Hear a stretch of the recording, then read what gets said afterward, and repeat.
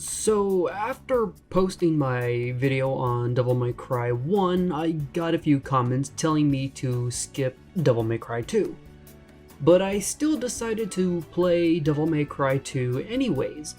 Not because I think they were wrong, but because I wanted to form my own opinion and see if it truly was as bad as people say it is. So, is Devil May Cry 2 as bad as people make it out to be? I don't know.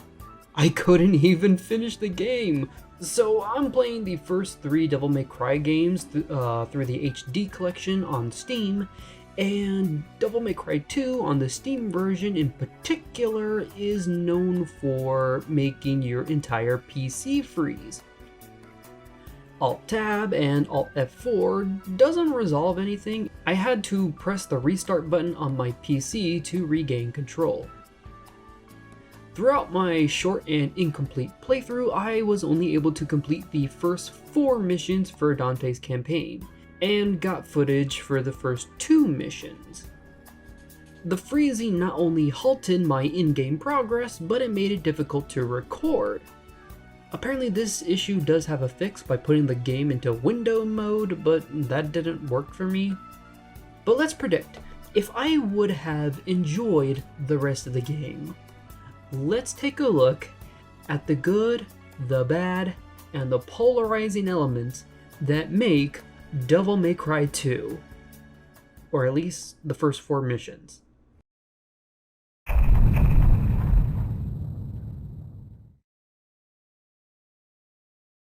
I've already established that this game caused my PC to freeze, and I say that is the worst thing about it. Other than that, the fixed camera angle is back, and it sucks. Auto-targeting is back too. It also sucks. And once again, I encounter a plethora of scenarios where I am shooting at something I cannot see on my screen. At least the enemy health bar confirms that I am hitting something. But I think I'm shooting at enemies off screen more often because the maps you traverse through are spacious and empty. This is supposed to be a city or a village with operating trains and housing. Why is it so lifeless? And I don't have any footage of this, but I need to mention that the map within the pause menu, it's awful. It's really bad. It's a flat 2D shape that gives you a vague idea of where you are rather than pinpointing your exact location.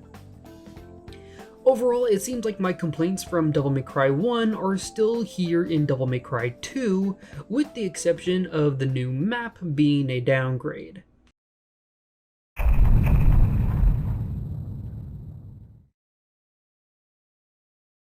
So, what happened to Dante? Back in Devil May Cry 1, he was brash and cocky, but here in Devil May Cry 2, he's stoic and bland. Dante still pulls off the action movie hero stunts, but it's not the same without the bravado he once had. If he's trying to play the calm, composed, badass anime character, then this would be a rough transition. But a welcome change is at least having your double jump at the very start of the game. But having your entire arsenal of abilities leaves me conflicted.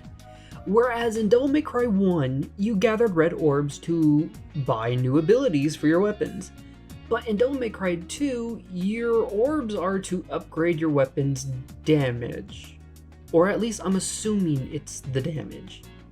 But is this really necessary when your guns already have sufficient damage and can stun lock enemies in place?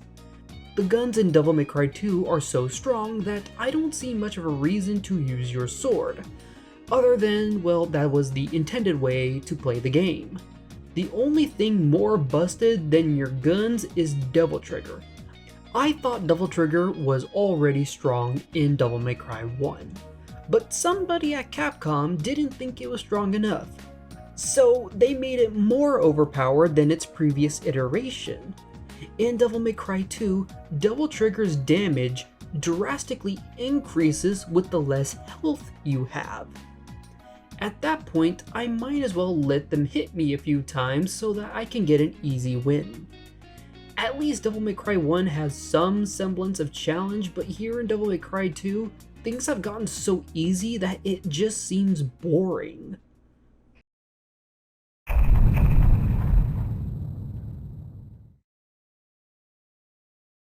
So, does Devil May Cry 2 have any redeeming qualities? Dante's outfit's cool. Running along walls is cool, but it really didn't seem that useful. But it looks cool. I already mentioned the game shows your target and the enemy health bar. And there's a second playable character. Not that I could play the character, because my PC kept freezing 5 times. Twice at the main menu screen. Okay, let's be real. Is Devil May Cry 2 as bad as people say? Honestly, no. It's bad, but it's not Superman 64 or that Gollum game. To me, Devil May Cry 2 is like Devil May Cry 1, but boring. If I did get to properly play through the whole game, I don't think I would have enjoyed it, but I don't think that it was so bad that I would regret it. Once again, I'm left conflicted with another Devil May Cry game. But apparently, Devil May Cry 3 is really good. So I won't think about Devil May Cry 2 too much. Depending on how distracted I get with Baldur's Gate 3, you can expect the Devil May Cry 3 video to come out sometime before the end of the year. Otherwise, I'll leave you all with Dante dancing again.